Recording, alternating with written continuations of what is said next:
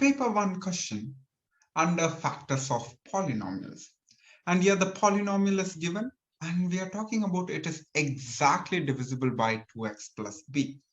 So whenever we talk about this exactly divisible, so we need to think about factor theorem. So for part 1, so we need to be aware of what is the factor theorem on any polynomial.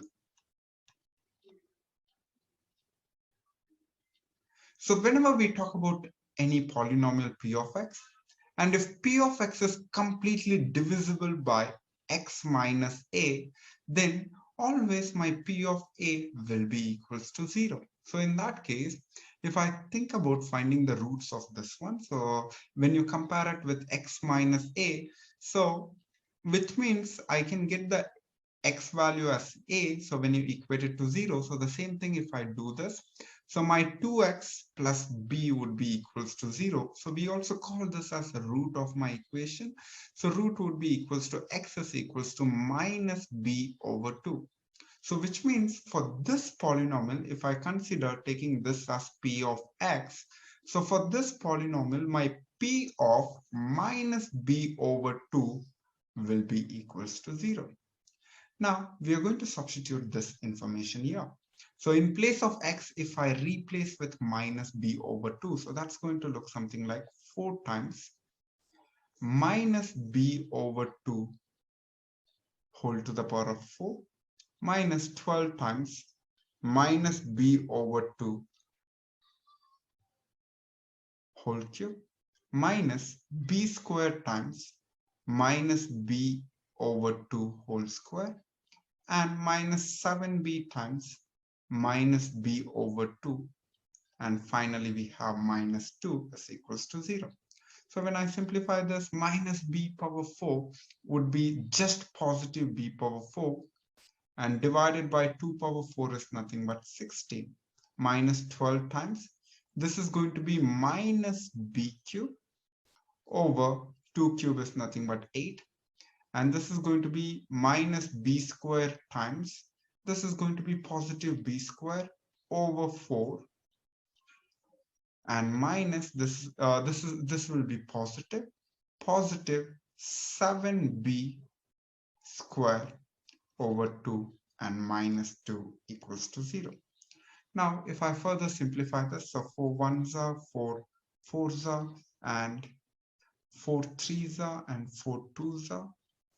And when I simplify this one, so it's going to be look like b power 4 over 4, and minus into minus will become positive, so positive 3b cube over 2, then minus b power 4 over 4, and positive 7b square over 2, and minus 2 equals to 0.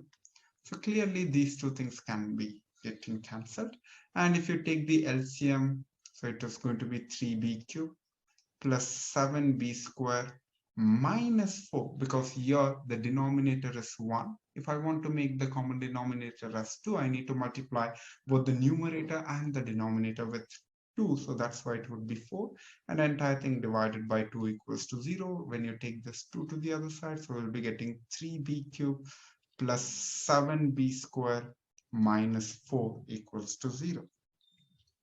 So now this is the right answer for part 1. So this is what we need to show it. Now for part 2, we are talking about find the possible solutions of b.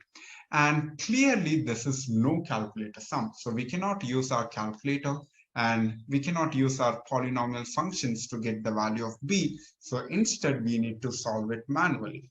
And this is what is the equation we have it. And whenever we talk about solving a cubic polynomial, the first thing that we need to do is, so we need to randomly take some value. So something starting with +1, -1, then basically the factors of the last term and the product of these two terms. So the product of these two terms is 3 times -4, which is nothing but 12. So the factors of 12, so it could also be 2. So either we can check it with positive 2 or negative 2, and similarly positive 3 or negative 3 in these types of sums. So for the first initial few values itself, we will be getting it. So what you need to do is we need to substitute it here and check, can positive 1 be the root of this equation? So when I put positive 1 here, so it's going to be 3 times 1 whole cube plus 7 times 1 square minus 4 equals to 0. So this is basically 3 plus 7, 10, 10 minus 4. So this doesn't work. So when I put negative 1, so it's going to be 3 times negative 1 whole cube plus 7 times negative 1 whole square and negative 4. And this is true because 3 times negative 1 whole cube would be negative 3, and negative 1 whole square is positive 1. This is going to be positive 7, and this is negative 4. So minus 3, 7, and minus 4 is 0. So that means b equals to the one possible values of b is nothing but minus 1. So once when we know the one possible value of b, so what we have to do is, so we can use the method of short division. So it goes something like this. So we will be writing the coefficients of these cubic polynomial. The coefficient of b power 3 is 3, and coefficient of b square is 7, and the coefficient of b is nothing, so which means it has to be 0, and the coefficient of constant is negative 4. So b equals to minus 3, minus 1 is my one root. So for the first item, so we just put it as 0, and 3 plus 0 is nothing but 3 itself, and we multiply these two things. So minus 1 times 3 would be minus 3, and we keep it here. So this is going to be positive 4. Then minus 1 times minus 4. Minus 1 times positive 4 would be minus 4. So when you add them, it would be minus 4. And when you multiply this minus 1 times minus 4, so it's going to be positive 4, and the last term is 0. So which means whatever these coefficients, so these coefficients represents the coefficient of a quadratic factor which this equation will have. So this equation will have the quadratic factor as 3b square plus 4b and minus 4 equals to 0. So 3b square plus 4b minus 4 equals to 0. Now we need to solve this by using splitting the middle term. So in order to split the middle term, so we need to multiply the first and the last term, so which is nothing but 3 times minus 4 is minus 12.